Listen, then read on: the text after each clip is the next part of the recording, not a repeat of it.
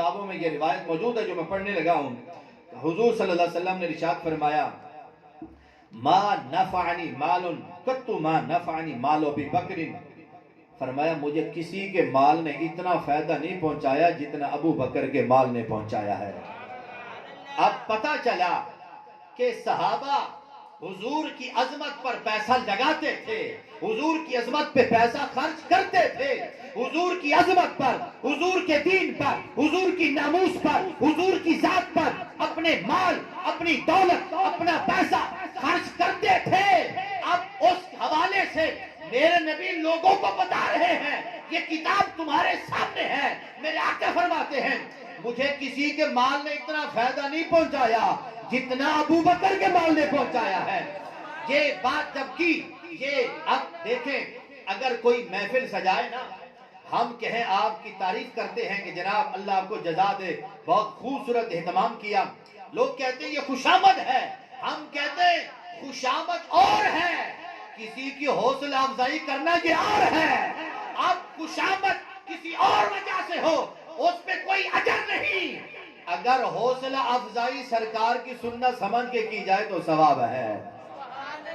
اب اگر حوصلہ افزائی کرنا کسی کی جائز نہ ہوتا, کسی کے کام کی تعریف کرنا جائز نہ ہوتا تو رسول اللہ اس کی تعریف نہ کرتے.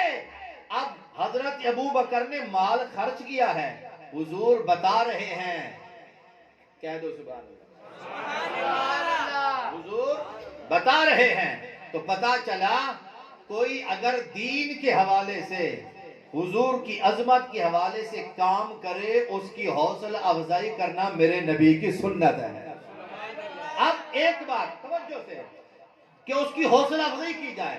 میرے آقا کیا فرماتے ہیں, مجھے کسی کے مال نے اتنا نفع نہیں دیا جتنا ابو بکر کے مال نے دیا ہے. یہ بات سنی فبکا ابو بکر, ابو بکر رو پڑے. تو پتہ کیا کہتے ہیں, کہتے ہیں حل انا و مالی الا لک یا رسول اللہ, حضور میں بھی اور میرا مال بھی آپ کا ہی ہے, میں بھی آپ کا ہوں, میرا مال بھی آپ کا ہے. اللہ اکبر. اب دیکھیے ایک طرف ہے ابو جہل, توجہ میری طرف رکھیں, ایک طرف ہے ابو جہل, ایک طرف ہے حضرت ابو بکر.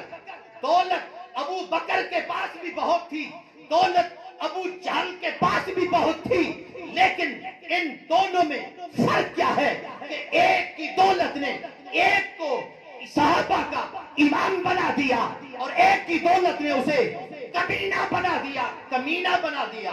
آخر ان میں بنیادی فرق کیا تھا؟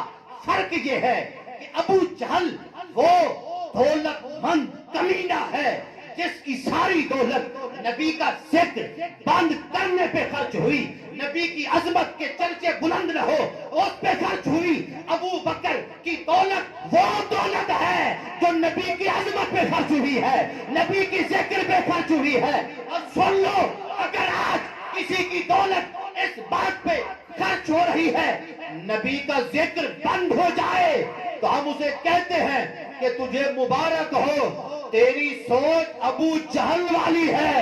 اگر کوئی اپنی دولت, اپنا پیسہ حضور پہ خرچ کر کے کہتا ہے کہ میری جان بھی حضور کے لیے, مال بھی حضور کے لیے, تجھے مبارک ہو, تیری سوچ ابو بکر والی ہے. سبحان اللہ. نعرہ تکبیر, نعرہ رسالت, نعرہ حیدری, علماء حق اہل سنت.